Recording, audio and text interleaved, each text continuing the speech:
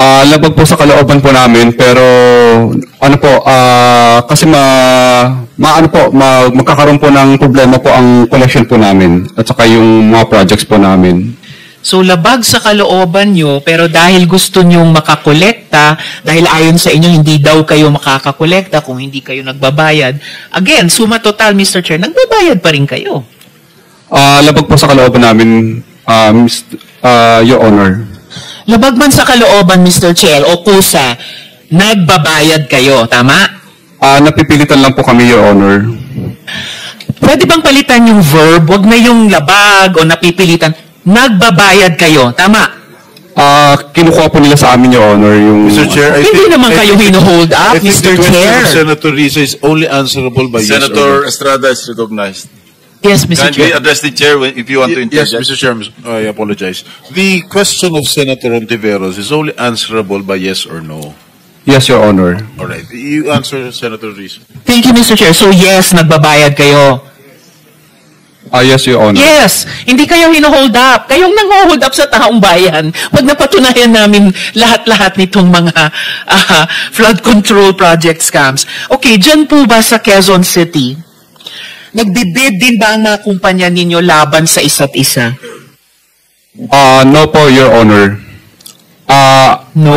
Sa naunang hearing, Mr. Diskaya, sinabi nyo or sinabi ni Ms. Diskaya, nagbibid-bidan ang mga kumpanya ninyo sa laban sa isa't isa kuno. Para matalo man yung iba, may mananalo sa kanila, panalo pa rin kayo.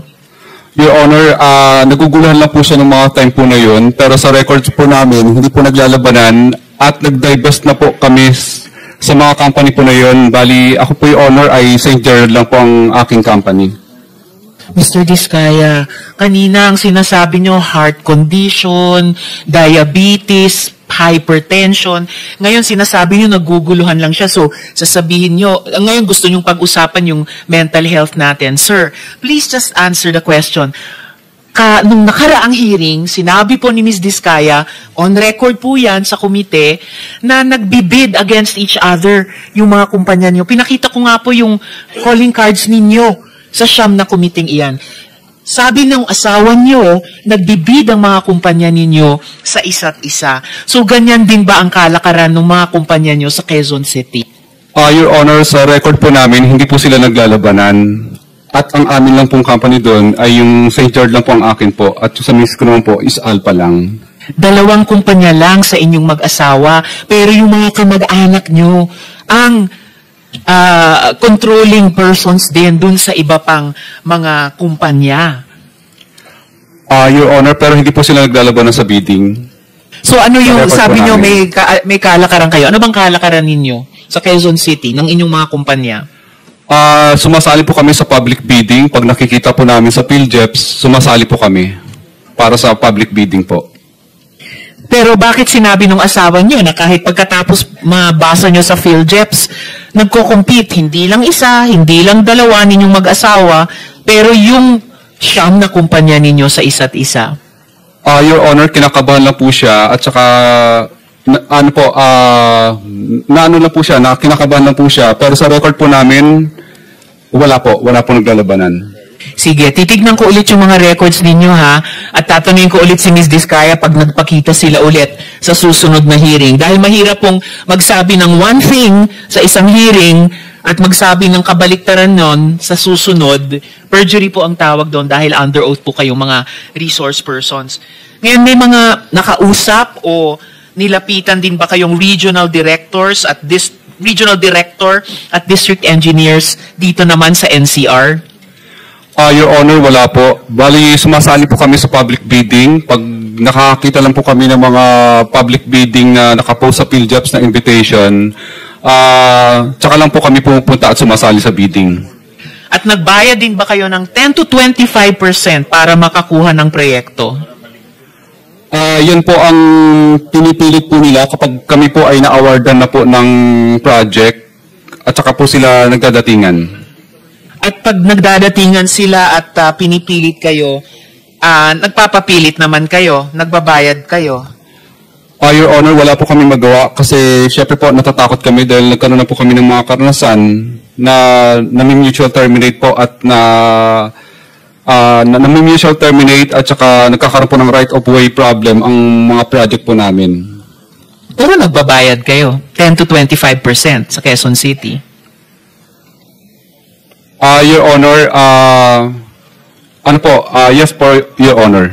Yes, ay salamat. Isang consistent na sagot so far. Ngayon, sir, doon sa inyong affidavit, Mr. Diskaya, doon po sa inyong affidavit, paano kayo nagbabayad sa mga opisyal? Gaya ng sinabi nyo. Cash ba yan lagi? Cash po lagi. Okay, cash lagi. So, nag-withdraw kayo ng malaking cash sa bangko? Yes po, Your Honor. Yes. Magkano pinag-uusapan natin? Anong range ng bigayan? Your Honor, I invoke my right po, Your Honor, kasi wala pa po akong protection po. Sir, ang protection nyo ay magsabi kayo ng totoo, under oath. Kanina, inamin nyo na nagbabayad kayo ng 10 to 25% sa Quezon City. So, given yung range ng halaga ng mga proyekto nyo sa Quezon City, magkano ang range ng bigayan kapag kayo nagbabayad niyang 10 to 25%? Senator, with the permission of Senator Yes, Mr. Veros, Chair. the Senate President is recognized. Mr. Diskaya, bigyan ko kayo ng advice, ha?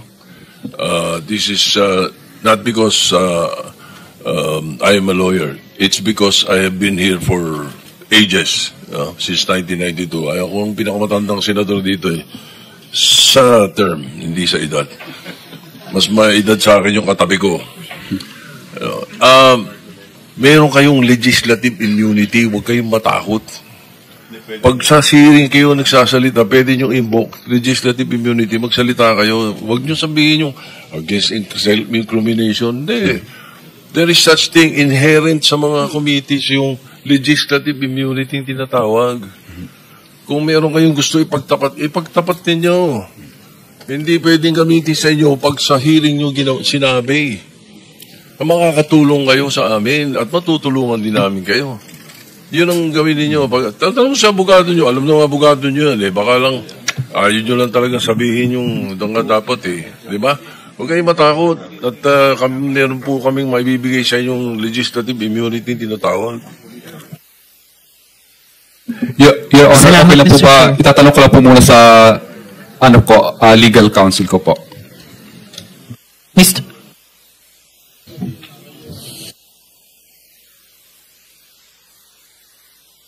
1 minute suspension.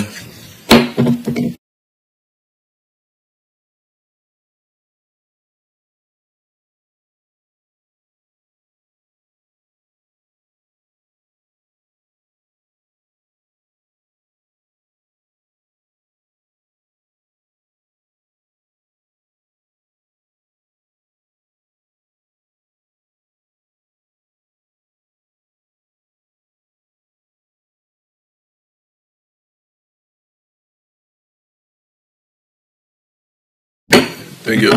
Mr. Chairman, I distinctly recall na nung araw nga na-question yung issue na yan because baka gamitin sa korte yung mga sinasabi ninyo rito. But it has always been implied, lalo na pagka hiniling nung resource person or nung witness. Pag hiniling niya na yung sasabihin niya ay hindi pwedeng gamitin sa kanya, pwede mo nang hindi gamitin yung self-incrimination na yan na sinasabi. So, just for the record, so there is no direct law, pero ang naging practice implied ang legislative immunity. Yes, what the Senate President is saying, what the Senate President is saying is, hindi po blanket yung legislative immunity. Pwede yung invoke subject to the approval of the committee, pero kailangan mag-tell all kayo kung kayo bibigyan ng legislative. As the Senate President stated, wala pong batas kasi hindi covered dito, unlike in the United States, pero napapractice namin yan. Even during the time of Senator or Senate President Drilon, wala naman pong nagko-question sa court. So it has been a practice for the longest time na pwede mag-grant ng legislative immunity ang committee, any committee or standing committee for that matter. So it's up to you if you want to request the committee, if you want to invoke legislative immunity, then we will rule on it. But also, Mr. Chairman, but also, it does not exempt you from perjury. Diba? It doesn't mean that you are exempted from perjury pagdating na pag ini-invoke yung legislative immunity. Kaya kailangan Mr. Chair. sasabi pa rin na totoo. Mr. Chair, Senator Marcoleta is recognized. may I clarify that because Senate President said that by tradition, we can extend legislative immunity. But I think that is based on tradition that may not hold to any specific witness. That is why this representation, as early as last week, I think, suggested a modality that is based on the law itself, which is Republic Act 6981, where a potential witness can apply under the witness protection program of the law. I think this is the best remedy that any potential witness who wishes to come into the open, considering that he or she will be protected well by the law. Yun sana yung gusto nating tuntunin noon. Ako po ay nalulungkot wala yung Justice Secretary because before I floated that idea, I made sure that that one is something that we can rely on.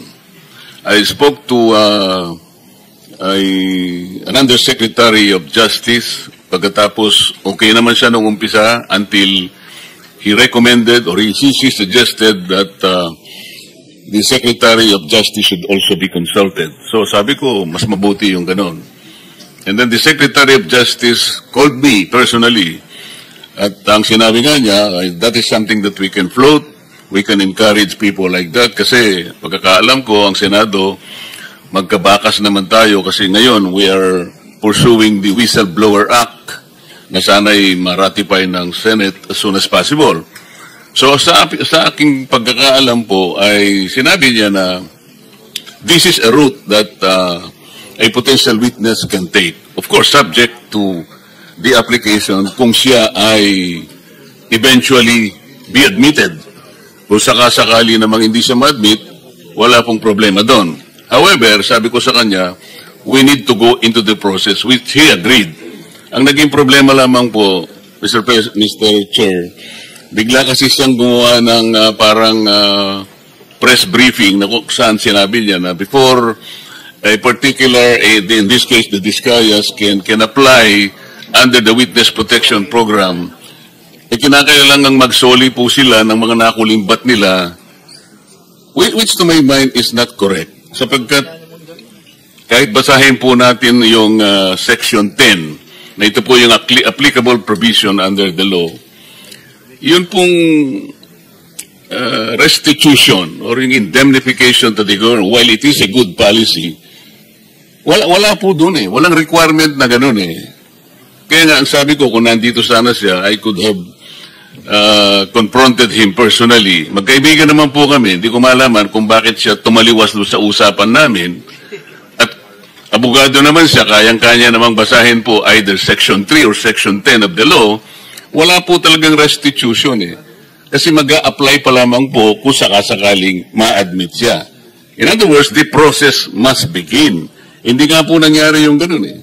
So sayang po yung pagkakataon na tuntunin yung remedy, which is very, very legitimate under the law. So inconsistent po yung sinasabi natin ngayon na we can provide legislative immunity, but they aren't May I respond, Senator Marcoleta? Thank you, Mr. Okay. Magkaiba po yung legislative immunity kesa doon sa pagiging state witness. Yung legislative immunity does not extend to prosecution. Ang sinasabi lang natin, lahat ng sasabihin niya rito, maski incriminate niya yung sarili niya, hindi pwedeng gamitin sa kanya.